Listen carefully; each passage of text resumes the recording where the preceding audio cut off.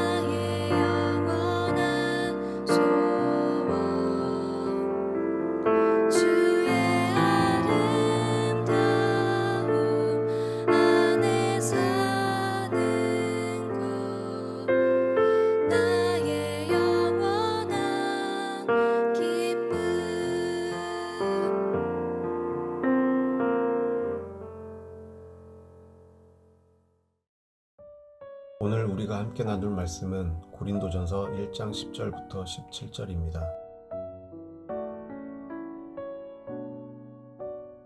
형제들아, 내가 우리 주 예수 그리스도의 이름으로 너희를 권하노니 모두가 같은 말을 하고 너희 가운데 분쟁이 없이 같은 마음과 같은 뜻으로 온전히 합하라. 내 형제들아, 글로웨의 지편으로 너희에 대한 말이 내게 들리니 곧 너희 가운데 분쟁이 있다는 것이라.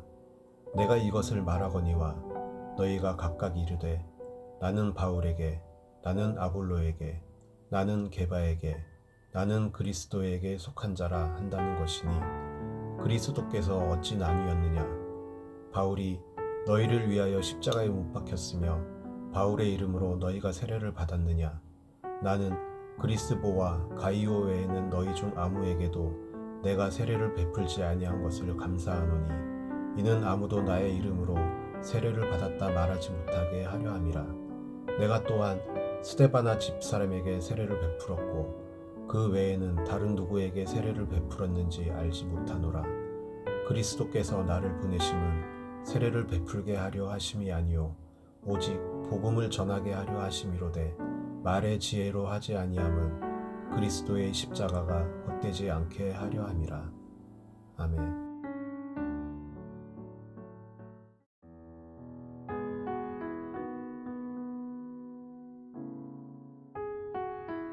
어제 말씀을 기억하십니까?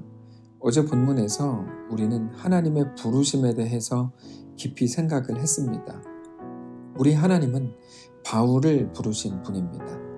바울은 스스로도 고백하는 것처럼 죄인 중에 괴수입니다. 그런 바울을 부르셨고 하나님의 사람으로 세우셨다면 우리는 말할 것도 없는 겁니다. 이게 어떤 것과 같은가 하면 어떤 국가대표 출신 탁구 선수가 우리에게 와서 내가 당신을 우리 지역 대회에서 우승하게 만들어 드릴게요. 이렇게 이제 말합니다. 그때 우리는 저는 탁구라는 거를 해본 적도 없고 어떻게 해야 되는지도 모르는데 어떻게 나를 그렇게 만든다는 말입니까? 이렇게 이제 따지고 싶죠. 그때 그분이 하나 예를 드는 겁니다. 제가 얼마 전에 이런 적도 있었습니다 하면서 90세 할머니도 지역 우승자로 만들었습니다. 이렇게 말을 하는 거예요. 그 90세 할머니 또는 4살 어린이 아무튼 간에 도무지 할 수 없을 것 같은 사람까지도 그렇게 대단한 사람으로 만들었다고 하는 그 모델이 바로 바울이었던 겁니다. 바울도 내가 하나님의 사람으로 만들었다 이 얘기를 하는 겁니다. 그런 사람도 있었어? 그런 일도 있었어? 아니 그것도 사람이 됐대? 그게 바로 바울인 거죠. 그러니까 우리가 생각하는 바울과 하나님이 부르셔서 세우시고 완성하신 바울은 완전히 반대되는 캐릭터인 겁니다. 그래서 전에도 말씀을 드렸지만 바울이 하나님께 부르심을 받은 이유, 바울이 바울된 가장 큰 근거는 무엇인가 하면 스데반을 죽인 겁니다. 스데반, 그 훌륭한 초대교회의 7 집사 중에 하나였던 그 스데반을 죽인 자였던 바울이야말로 하나님께서 들어쓰시기에 가장 적합한 사람이었던 거죠. 나는 이런 사람까지도 사람 만든다. 사람 만들 뿐만 아니라 놀라운 하나님의 백성으로 하나님의 영광을 나타내는 자로 내가 세운다. 이것을 보여주기 위해서입니다. 하나님은 우리를 예수 그리스도의 날에 책망할 것이 없는 자로 세우실 거라고 말씀을 하십니다. 이제 그게 우리의 운명이 된 거죠. 그런데 그 길에는 영광만 있는 것은 결코 아닙니다. 영광은 마지막에 있는 것이고 거기까지 가는 길, 그렇게 되려면 피나는 훈련과 노력과 연습이 있어야 할 겁니다. 만만치 않을 겁니다. 그런데 그것도 하나님이 이끄시고 이루실 겁니다. 그러니까 이제 우리의 앞길이 어떻게 될 것인지는 결정이 돼 있는 건데 영광이죠. 그런데 그 영광으로 가는 길마저도 결정이 되어 있는 겁니다. 고난을 통과한 영광, 그게 우리에게 주어진 운명이라는 겁니다. 그러나 그 피나는 노력, 그 고난은 우리에게 너무 큰 거절의 이유가 될 수 없습니다. 왜 그런가 하면 그 끝에 얻게 될 영광이라고 하는 게 우리가 상상하는 것과도 비교할 수 없는 놀라운 것들이기 때문입니다. 그게 9절입니다. 너희를 불러 그의 아들 예수 그리스도 우리 주와 더불어 교제하게 하시는 하나님은 미쁘시도다. 하나님의 아들 예수 그리스도 우리 주와 더불어 교제하게 되는 존재, 그것이 우리에게 대한 하나님의 완성인 겁니다. 정말 놀랍죠. 자, 그런데 하나님이 그렇게 우리를 세우실 것인데 그 자들을 모아놓으신 게 교회거든요. 근데 고린도 교회는 처음에도 말씀을 드렸지만 역사상 가장 문제가 많이 있었던 교회였습니다. 그런 교회를 가장 영광스러운 사람들로 하나님께서 이끄시려고 하다 보니까 그게 어떻게 쉽겠습니까? 매우 착하고 순종적이고 말 잘 듣는 사람들을 이끌어서 하나님의 백성으로 만들었다. 그것만 해도 박수받을 일이지만 하나님이 세우시고 부르시고 모으신 사람은 누구인가 하면 고린도 교회였다는 거예요. 그 사람들이 아주 문제가 많은 교회였는데 그들을 영광스러운 그 높은 지점까지 끌어올리려고 하다 보니까 너무 쉽지 않은 거죠. 그래서 그 어려웠던 길이 성경에 소개되는 겁니다. 그게 고린도전서입니다. 10절을 보시면 형제들아 내가 우리 주 예수 그리스도의 이름으로 너희를 권하노니 모두가 같은 말을 하고 너희 가운데 분쟁이 없이 같은 마음과 같은 뜻으로 온전히 합하라. 자, 그들의 못남으로 첫 번째 소개가 되는 것은 바로 분쟁이었습니다. 11절입니다. 내 형제들아 글로에의 집편으로 너희에 대한 말이 내게 들리니 곧 너희 가운데 분쟁이 있다는 것이라. 여러분, 고린도 교회 안에는 분명히 많은 분쟁이 있었습니다. 그들은 분파로 나누어서 서로가 가장 잘났다고 자랑을 하고 있었습니다. 12절입니다.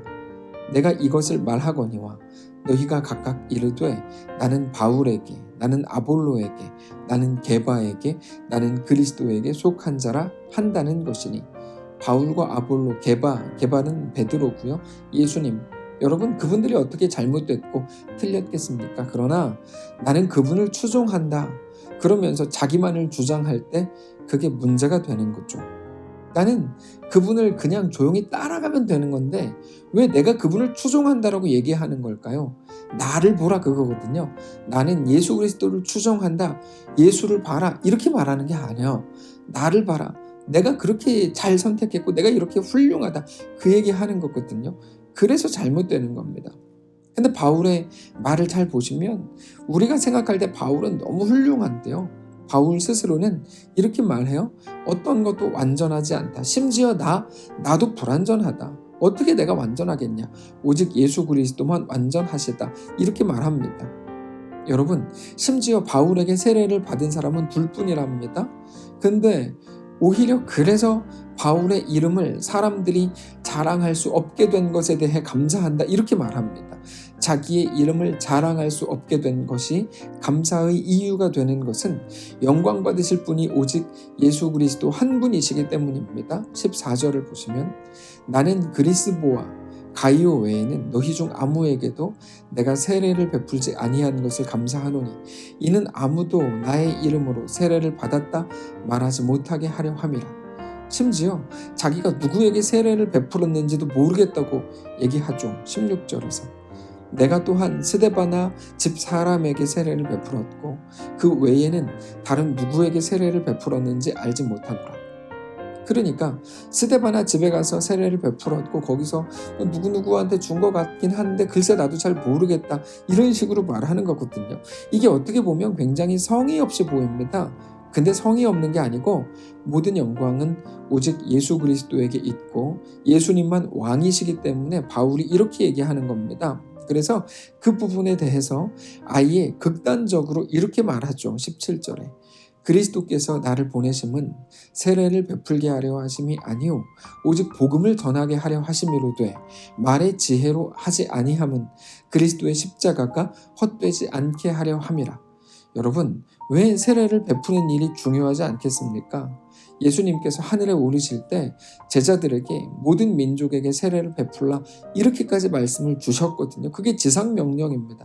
그러니까 세례를 베푸는 일이 굉장히 중요한 것임에도 불구하고 바울은 지금 우리 예수님은 나에게 세례를 베풀라고 보내신 게 아니다 이렇게 말하는 건데 그 이유는 나는 바울에게 세례를 받았다라는 게 만약에 자랑이 된다면 그거는 너무나 어리석은 일이기 때문인 거죠. 그거는 절대로 성도에게 자랑이 안 되는 겁니다. 오직 예수 그리스도가 나를 위해 이 땅에 오신 것, 내 죄를 담당하신 것, 십자가를 지신 것, 나 대신 죽으신 것, 부활의 첫 열매가 되신 것, 그렇게 영원히 나를 살게 하신 것만이 유일한 자랑이고 다른 어떤 것으로도 그 순서가 바뀌지 않을 놀라운 영광인데 어떻게 나는 바울에게 배웠다. 나 이 교회 다녀. 이게 자랑이 되냐는 거죠. 그럴 수 없다는 겁니다. 얼마나 생각이 없고 얼마나 묵상하지 않아야 그런 것들을 자랑하느냐 이겁니다. 한국 교회 안에도 그런 모습들이 많이 있었죠. 나 누구에게 세례 받았어. 그게 자랑이 된다면 그거는 너무나 어리석은 일입니다. 그래서 그들이 오늘 본문에서 나는 누구 파다, 나는 누구에게 배웠다, 나는 누구에게 세례를 받았다, 어디 출신이다 이런 말들이 다 헛것이라는 겁니다. 어떻게 그게 자랑이 되겠냐 이거죠. 바로 그 부분, 오직 예수님을 깊이 묵상하고 예수님이 나에게 행하신 일들을 마음속에 자랑으로 생각하는 것, 그것이 유일한 나의 자랑이 되는 것만이 우리 모든 성도들에게 주신 하나님의 특권이라는 것을 기억하시기를 바랍니다. 사랑하는 성도 여러분, 오늘 우리는 무엇을 깊이 사모하고 계십니까? 뭐가 이루어져야 만족이 되시겠습니까? 무엇을 얻어야 그게 영광이 되고 자랑을 할 만한 일이라고 생각하시겠습니까? 반대로 무엇을 가지지 못한 것으로 인해 그렇게 불안하십니까? 오직 하나님으로 인해서 만족하시고 예수님이 나를 구원하신 것, 나를 얻으시기 위해 모든 것들을 포기하신 것, 그렇게 나를 사랑하신 것으로 인해 진심으로 감사하는 날이시기를 바랍니다. 그렇게 우리 주 예수님을 깊이 묵상하는 날 되시기를 주님 이름으로 축복합니다. 기도하겠습니다. 살아계신 하나님, 숱한 자랑거리를 찾고 원하고 요구한 것이 우리의 삶인지도 모릅니다. 우리를 불쌍히 여겨 주옵소서. 오직 예수 그리스도만 우리의 자랑이 되는 것을 기억하기를 원합니다. 우리 주님이 나를 위해 이 땅에 오신 것, 하나님의 아들이신 예수님이 나를 위해 죽으신 것, 또 나를 위해 다시 사신 것, 이 모든 것만이 나의 자랑입니다. 고백하는 모든 성도들 다 되도록 인도하시옵소서. 내일 주일입니다. 거룩한 주일. 여전히 세상은 뒤숭숭하고 시끄럽지만 하나님 앞에 나아가 말씀 앞에 엎드리고 오직 성령의 이끄심을 간절히 사모하며 주님과 믿음으로 동행하는 귀한 우리의 날들 되도록 축복하시옵소서. 감사드리며 살아계신 예수님의 이름으로 기도합니다. 아멘.